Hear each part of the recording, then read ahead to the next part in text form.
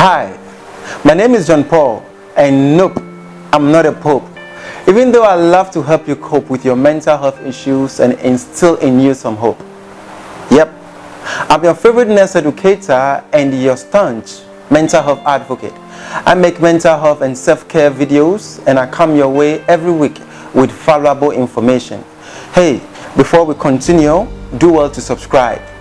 Yep, subscribe and turn on the notification just so you can get notified each time we post a new video. Have you come across as someone who is very emotional and impulsive in nature? You think we all are? Wait on, I have information for you.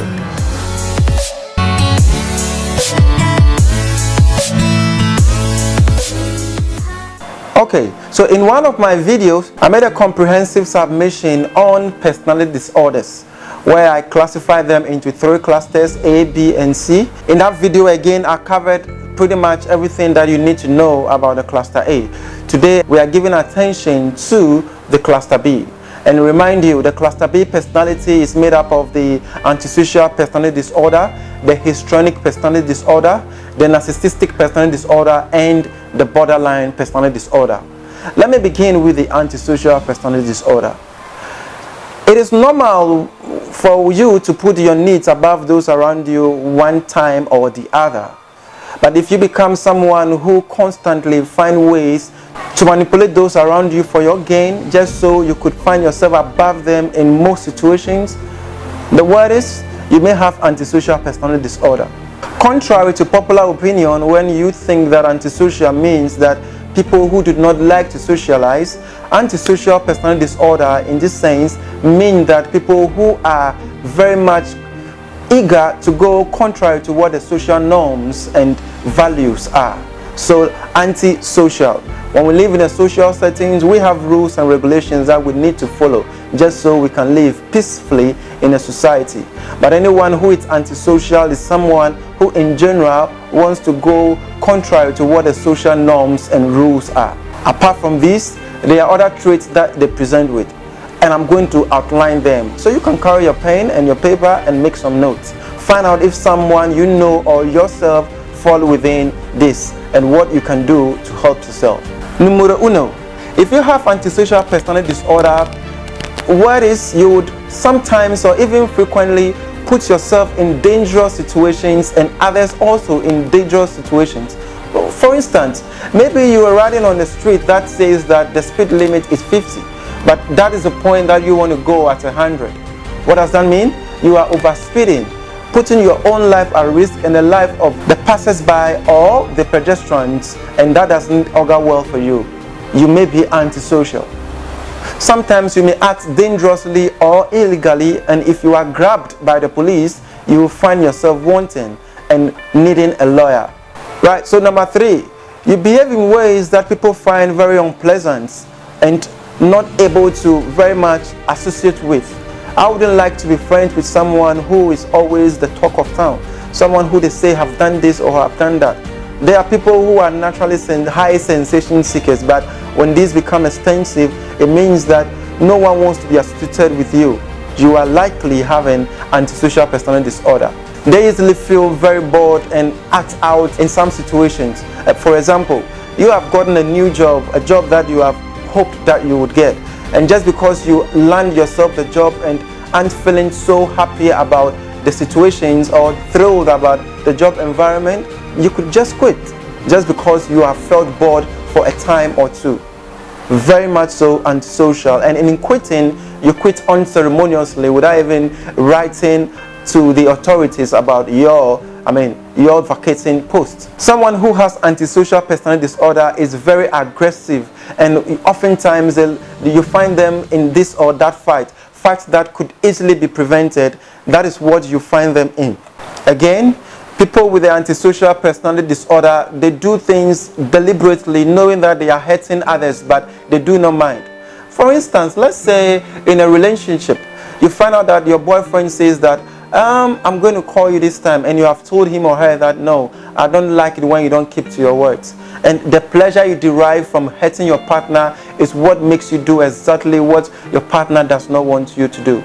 Maybe in a workplace where you have friends who do not like to be picked on or very much heckled around. Just because your friends say they do not like that, the very things they do not like is the things you do to them, and you do it to the highest optimum. And you show no remorse or feel no guilt for them complaining about how you make them feel. You may just pass a silly comment like, but I was just playing with you. Why would you take it so serious? Chill off. Meanwhile, this person is very hurt. And lastly, individuals who develop antisocial personality earlier in life may have showed to have had what we refer to as conduct disorders. Right, so conduct disorders, it's psychopathy that is diagnosed before you become an adult, particularly maybe by age 15. Right, so as a child you find out that you stone animals, you are destroying people's properties, and letting your parents feel so troubled. You are always fighting with others in school and then hurting others and all of those. Particularly, it comes across as maybe you may have had a conduct disorder.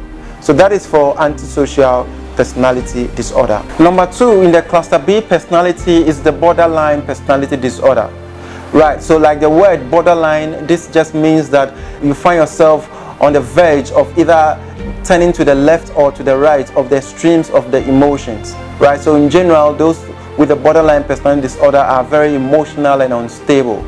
Yes, come across as people who have lots of mood swings. They are this moment, and they are that very elated that moment, down when they don't have to, justifiably, and up maybe when they don't have to. Now, we all experience relationship and self-image. Sometimes we question some things about ourselves that you may say that, oh, okay, I feel that my hairline is receding, oh, okay, I feel that my nose is becoming so big, or this or that. And at a point in time, we all may have such problems, but we do not allow it to take the center stage of who we are. What that means, if you do that, is that you are giving attention to what you don't have to give attention to as a person. So because of the emotional nature of people with a borderline personality, they feel so threatened and scared that those they love are going to abandon them, and so they do everything they can just so they can prevent that from happening. And in the quest of doing that, they even tend to push their loved ones away from them. They are so manipulative and attention seeking.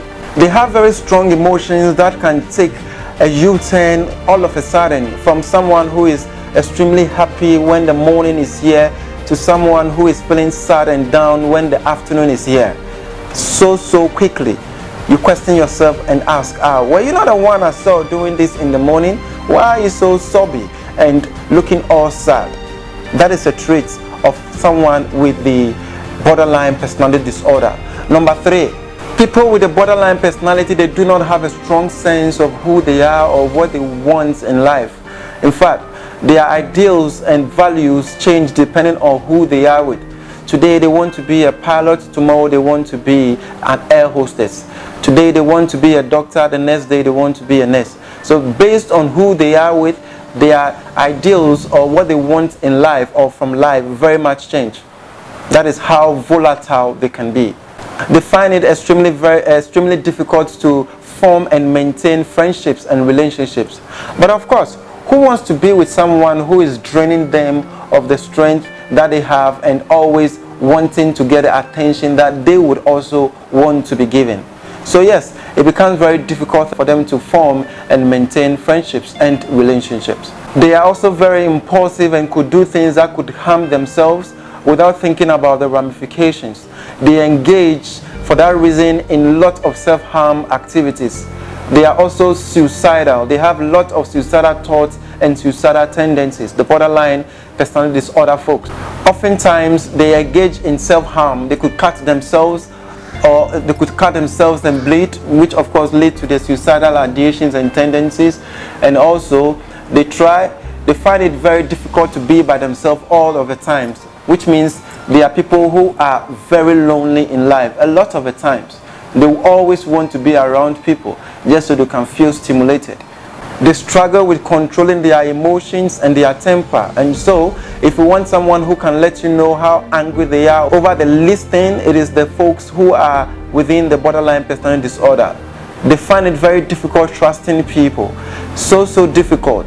And because of that, they are people who are so prone to having the bipolar disorder. that we will talk about in another video. So that is it for people with a borderline personality disorder.